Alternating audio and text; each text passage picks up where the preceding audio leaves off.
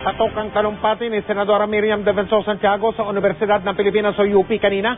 Napukaw ng Senadora ang atensyon ng mga estudyante sa kanyang paggamit ng tinatawag na mga pick-up lines. Pati na mga linyang dadaigin kahit ang pinaka-kontrabida sa mga telenovela. Panoorin niyo po ang pagtutok na ginawa ni Lay Albi.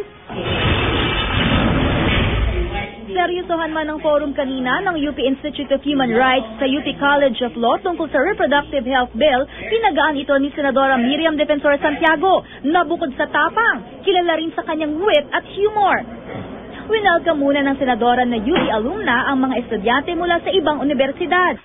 You know how much I love the University of the Philippines, where the students are the best, the brightest, the bravest.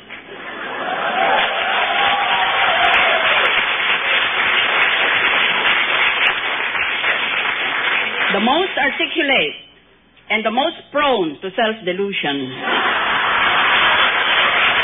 I got a message from my friends on Twitter.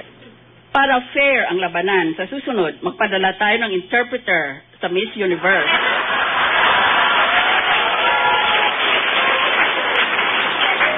Ipadala natin si Senator Miriam Defensor Santiago. Samot-saring patok na pick-up lines din ang nilita niya ng Senadora. Why don't you try the following? Sana naka-off ang ilaw para tayo na lang mag-on. Nakalimutan ko ang pangalan mo eh. Pwede bang tawagin na lang kitang akin? Pero may mga taray lines din ng Senadora.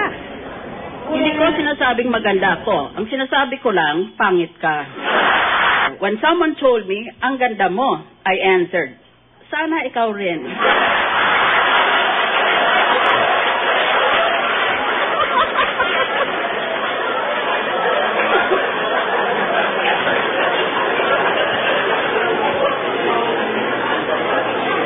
At a swimming pool, classmate 1, I'm sure lulutang ka. Remember in UP, PE is swimming. Classmate 2, bakit? Dahil payat ako? Classmate 1, hindi, dahil plastic ka. Pero paraan lang niya itong marahin para mas lalong tumutok ang mga nakikinig sa kanyang talumpati tungkol sa kontrobersyal na Reproductive Health Bill.